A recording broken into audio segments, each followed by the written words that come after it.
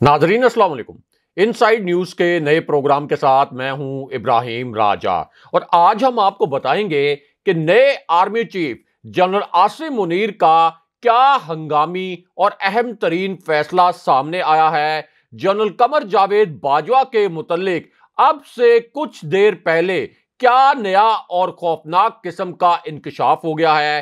Quetta police के हवाले से क्या हसास नोयत की खबर आई है। जनरल कमर जावेद बाजवा के मुतल्लिक एक और पुरस्कार किरदार अचानक कैसे सामने आया। इस किरदार की एक हैरानकुन वीडियो इस वक्त क्यों वायरल है। एक ताकतवर जनरल के मुतल्लिक अचानक क्या बहुत बड़ी खबर सामने आई है। इस वीडियो में किस किस्म के मनाजिर हैं। इमरान खान साहब ने अब क्या बड़ा फैसला किया है और आज आपको दो जनरल्स की तहलका खेज ऑडियो भी सुनवाएंगे।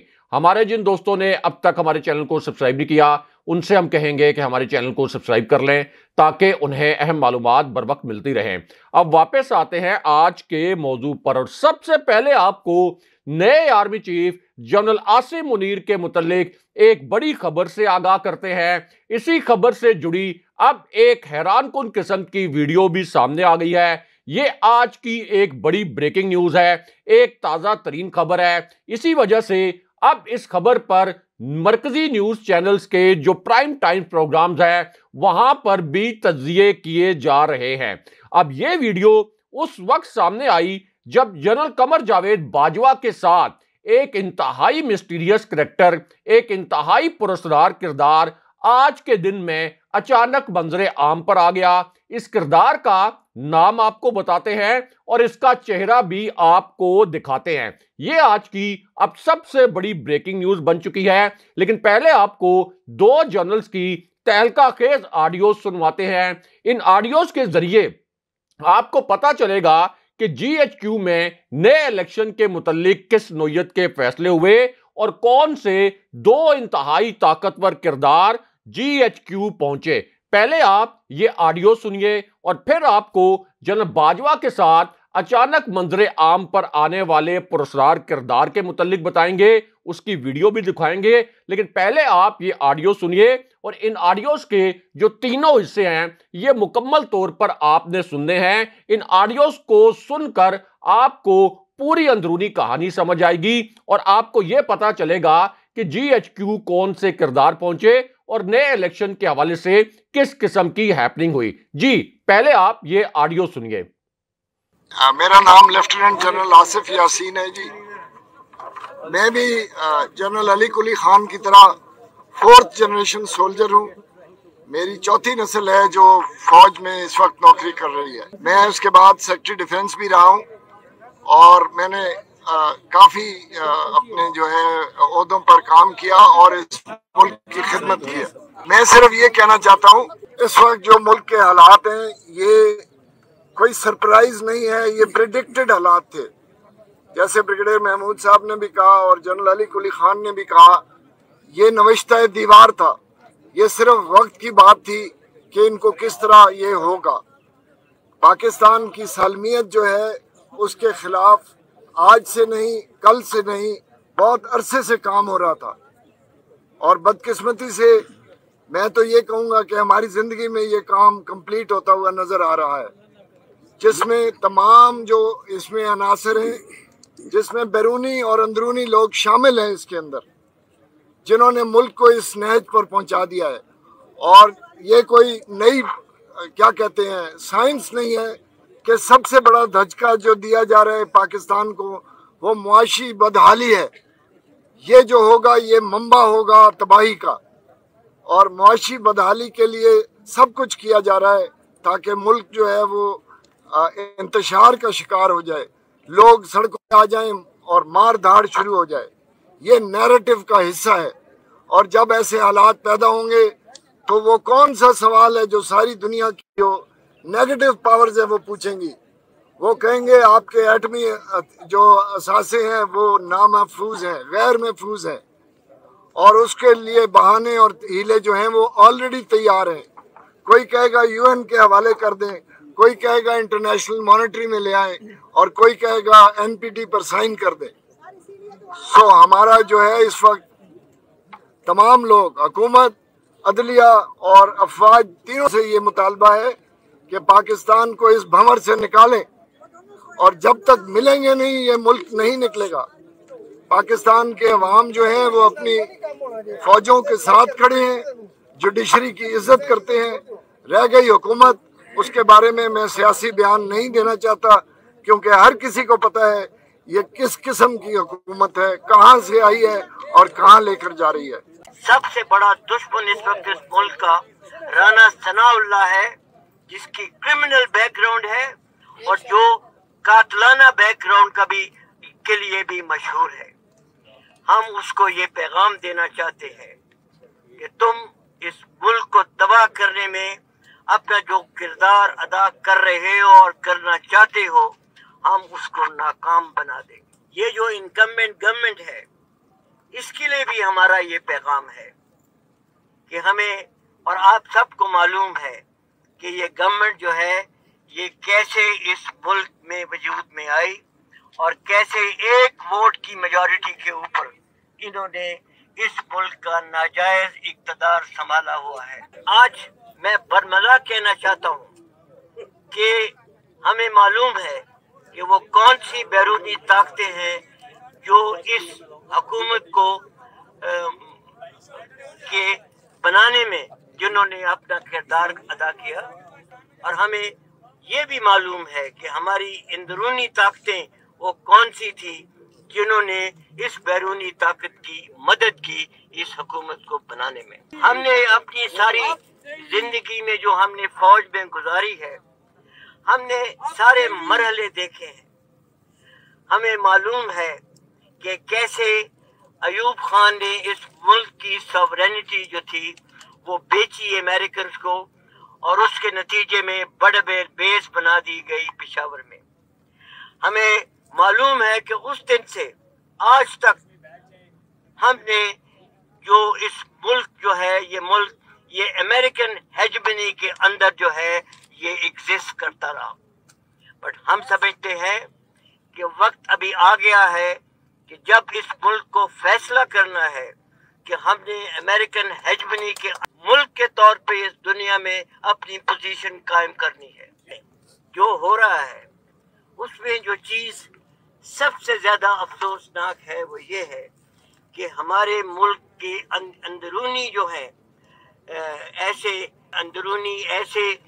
लोग हैं जो कि इन सारी कोशिशों को सपोर्ट कर रहे हैं।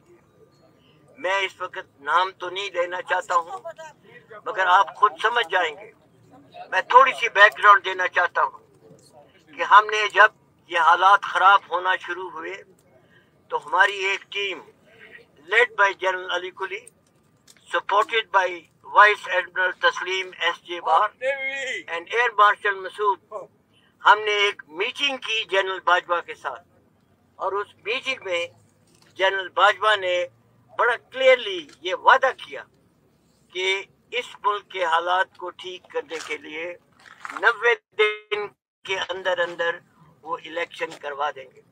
आज हमारा सवाल उनसे ये है कि उनका वो वादा जो है वो किधर गया। दूसरी चीज जो है, जो अमेरिकन थ्रेट है पाकिस्तान को, वो कोई झुकी छुपी चीज नहीं है। हमने अमेरिका की सारी पुरानी जो है रिपोर्ट्स वो पड़ी हुई हैं, रैंड कॉर्पोरेशन, ग्रैम कमीशन रिपोर्ट, जितनी भी रिपोर्ट है, उन्होंने अपने खतरात बड़े क्लियर वर्ड्स में उन्होंने लिख दिए हुए।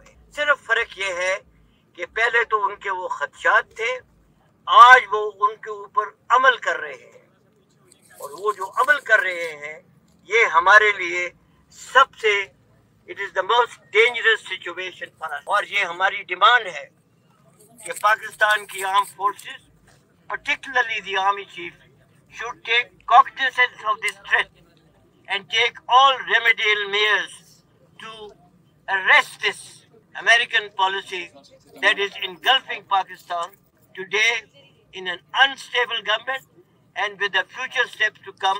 We don't want to go into the details, but we have to take action to prevent it now.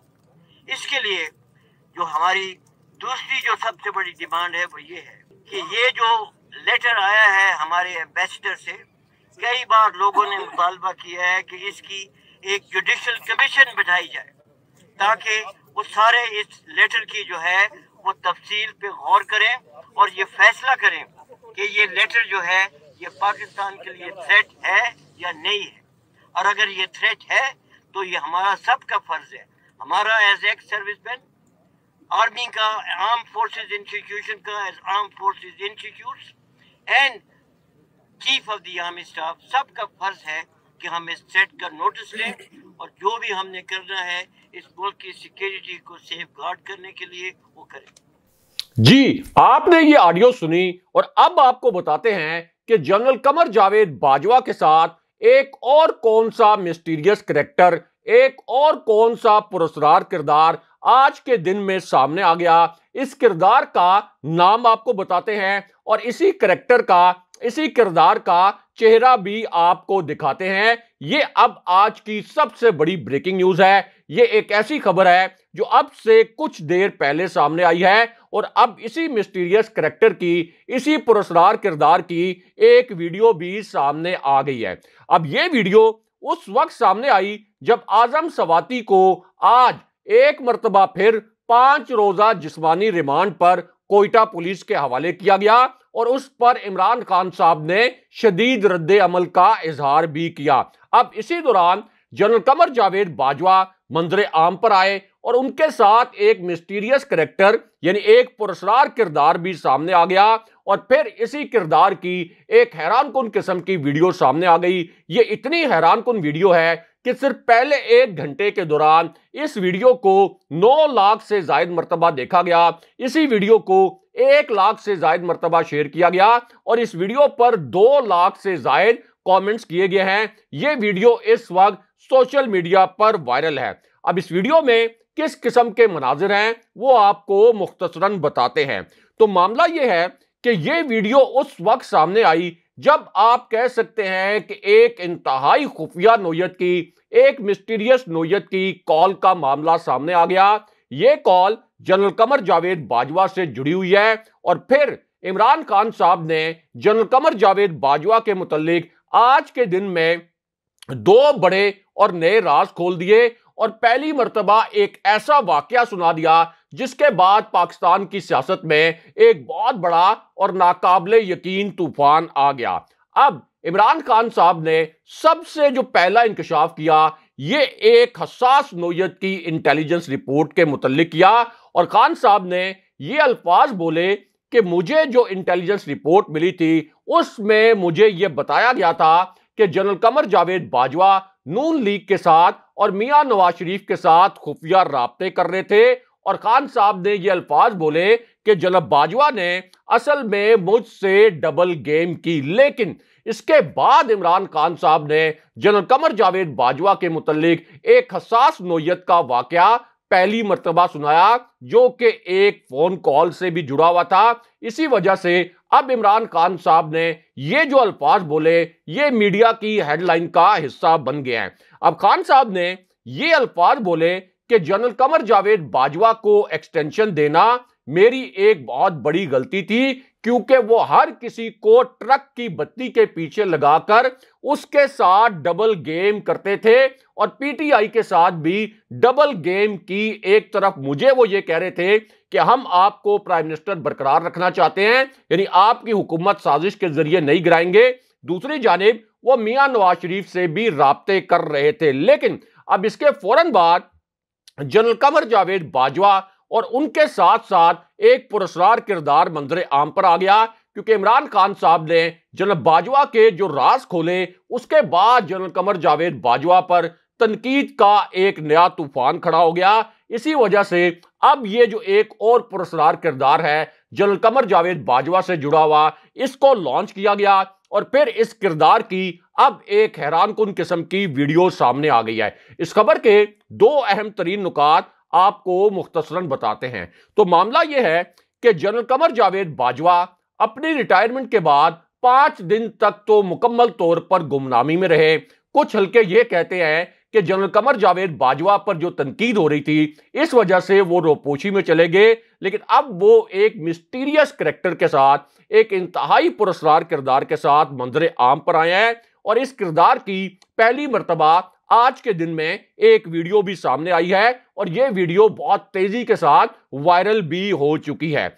अब इस वीडियो का जो पहला हिस्सा है, इसमें उस वक्त का जिक्र है जब इमरान खान साहब के खिलाफ तहरीके अदम एतमाद लाई गई और आम तासुर उस वक्त यही था कि इस तहरीके अदम एतमाद के पीछे जनरल कमर जावेद बाजवा और उनकी एस्टैब्लिशमेंट है। अब इसी पूरी सूरत हाल में जनरल कमर जावेद बाजवा से जुड़ा एक पुरस्कार किरदार सामने आया और उसकी फिर वीडियो सामने आ गई। अब इस वीडियो में इस किरदार को यह कहते हुए देखा और सुना जा सकता है और इस किरदार ने इस वीडियो में यह इंकशाफ किया कि हम लोग तो नून लीग की जानिब जा रहे थे। बड़े मानी खेज अल्फाज हैं कि हम लोग तो नून लीग की जानिब जा रहे थे, लेकिन अल्लाह ने हमारा रास्ता तब्दील कर दिया और हम फिर तहरीके इंसाफ की जानिब चले गए। लेकिन उसके बाद इस वीडियो में जनरल कमर जावेद बाजवा का जिक्र किया गया और वीडियो का ये जो क्लिप है, ये जो हिस्सा है, ये फिर वायरल हो गया। अब इस वीडियो के इस दूसरे हिस्से में इस पुरस्कार किरदार ने ये अल्फाज इस्तेमाल किए कि अल्लाह ने हमें रास्ता दिखाने के लिए जनरल कमर जावेद बाजवा को भेजा और असल में हमें जनरल कमर जावेद बाजवा ने यह कहा कि आपके लिए और आपके दोस्तों के लिए यह बेहतर है कि आप तहरीके इंसाफ का साथ दें। ये अब एक वीडियो वायरल है और ये जो एक नाम निहाद दावा है, ये चौधरी परवेज लाई ने कैमरों के सामने बोल टीवी के साथ एक इंटरव्यू के दौरान किया। यानी उन्होंने यह दावा किया कि जनरल बाजवा ने हमें इमरान खान साहब का साथ देने के लिए कहा। लेकिन अब जानने वाले जानते हैं कि चौधरी परवेज लाई को असल में लॉन्च किया गया है क्योंकि इमरान खान साहब इतने पॉपुलर हैं कि जब उन्होंने एक इंटरव्यू में जनरल बाजवा के मुतालिक यह कहा कि वो डबल गेम कर रहे थे, उसके बाद जनरल बाजवा पर शदीद तनकीद होना शुरू हो गई। इसलिए अब चौधरी परवेज लाई को लॉन्च करवा के ये तासुर देने की कोशिश की कि जनरल बाजवा असल में तहरीके इंसाफ की हमायत कर रहे थे। लेकिन यह वाकयाती शहादतों की रोशनी में एक गलत बात है क्योंकि खुद पीडीएम के रहनुमा ये कहते हैं निजी महफिलों में कि जनरल बाजवा की जो एस्टैब्लिशमेंट है उसने उन्हें यह यकीन दहानी करवाई थी कि तहरीके इंसाफ के 20 से 30 अरकान टूटकर तहरीके अदम एतमाद में पीटीआई को छोड़ देंगे और पीडीएम का साथ देंगे। लेकिन अब यहां पर जनरल आसिम मुनीर के एक फैसले के मुतालिक भी एक बड़ी खबर आई है और यह खबर उस वक्त सामने आई जब इमरान खान साहब ने अचानक असेंबलियां तहलील करने का ऐलान कर दिया और उसके बाद यह भी ऐलान किया कि हम ये चाहते हैं कि मार्च के आखिर तक इलेक्शन हो जाए। उसके बाद खान साहब ने ये अल्फाज बोले कि अब वो सिंध जाएंगे और सिंध को आसिफ अली जरदारी से निजात दिलवाएंगे, आसिफ अली जरदारी से आजादी दिलवाएंगे। दूसरी जानिब शेख रशीद ने यह दावा कर दिया कि अगले 28 दिन में नए इलेक्शन की तारीख आ जाएगी। लेकिन अब यहां पर नए army chief general Asim Munir के मुतालिक एक बड़ी खबर आई है और जो डिफेंस बीट के रिपोर्टर्स हैं, यानी जो आईएसपीआर और जीएचक्यू की खबरें इकट्ठी करते हैं, उन्होंने ये दावा किया है कि जनरल आसिम मुनीर की जो एस्टैब्लिशमेंट है उसने ये असूली फैसला कर लिया है कि वो हर सूरत में गैर सियासी रहेगी। यानी जिस तरह से जनरल बाजवा की एस्टैब्लिशमेंट सियासी एस्टैब्लिशमेंट थी, उस तरह से जनरल आसिम मुनीर की एस्टैब्लिशमेंट कोई सियासी किरदार अदा नहीं करेगी। अगले प्रोग्राम तक के लिए खुदा हाफिज।